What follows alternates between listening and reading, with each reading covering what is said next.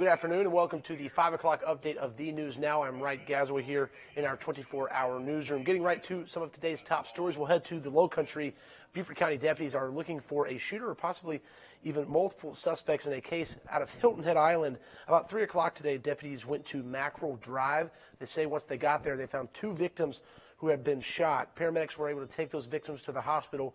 We don't know how bad their injuries are or even the condition of the victims right now. We also don't know how many people the sheriff's office is looking for. They tell us they'll update us as they learn more. It appears, though, that these suspects fired from outside of the home into the home. Once again, there are 2 adult female gunshot victims in this case. This happened around 3 o'clock. They ended that release by saying you can expect a large police presence on that Mackerel Drive area for much of the afternoon. As always, if you know anything, go ahead and call police right away. Don't hold that information and help make your community safer. Staying up in Beaufort County, voters up there, you guys, if you vote in Beaufort County, will decide on a tax increase to help fund school expansion. Polling places will close in about 2 hours. People are voting on the school board bond referendum. The district is asking voters if it can borrow $76 million. That would alleviate some school crowding in the area. The money would fund school expansions at River Ridge Academy, at May River High School, also construction of a new school in Bluffton, and some new buildings at Beaufort, Bluffton, and Hilton Head Island High Schools. That money will just be added to your property tax. So once again, if you've not voted, you have a couple more hours to head to the polls. They opened at 7 this morning, and they will close at 7 tonight. To some sad news now you've likely been following all week. Former First Lady Barbara Bush was laid to rest today. The funeral happening over in Texas. One of just 2 first ladies to have a child elected president, Barbara Bush was widely admired for her plain-spoken style and her advocacy for causes including literary and AIDS awareness. And if you're wondering, the other woman who had a son elected who was also a first lady was John Quincy Adams' mother. And during the funeral today, Bush's son, Jeb, and her granddaughters delivered readings during the service, and the grandsons also served as pallbearers.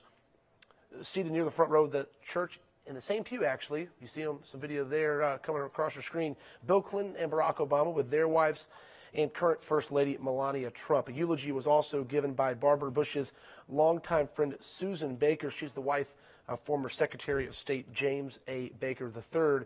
If you're wondering, President Trump did not attend. He said out of respect for the family, he did not go. It is also not really common for a sitting president to attend the funeral of first ladies. If you might remember, Barack Obama did not attend Nancy Reagan's funeral, so don't read too into that. Right now, his wife was there, as he said, on behalf of the White House.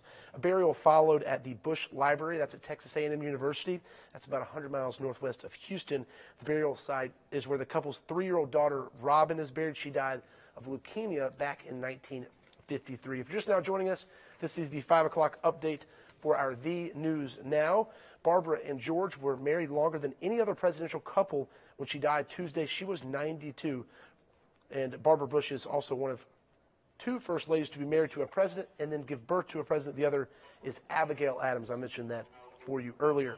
A little bit closer to home, Ellis Square was packed today for the Susan G. Komen Race for a Cure. Breast cancer survivors from all over joined together for the 2018 race. Throughout the past year, race participants have been raising money to support breast cancer prevention and treatments. Organizers say the money raised will stay in the Coastal Empire to help men and women here. Today's race also honored the survivors who are no longer with us, or the people who are no longer with us, rather, not the survivors. One woman spoke about how necessary and helpful Komen is to women dealing with breast cancer. Take a listen. I met a group of women that I love. They've been supportive. The nurse navigators, all the doctors. I mean, that money goes so far, you would not believe. And as I said, the race today honors survivors and the people who lost that fight to breast cancer. That was the Susan G. Komen race in Ellis Square. Great weather for that race today.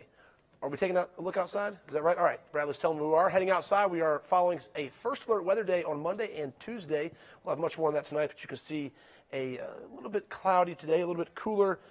Carter Martin will also have all you need to know tonight at 8 in the 8 o'clock edition of The News Now on our Facebook, on our mobile app, as well as Roku and any other device you can find that on. Once again, that's at 8 o'clock. Cutter will also have a full breakdown for you tonight at 6 and tonight at 7. I'll also be there, and I hope you join us.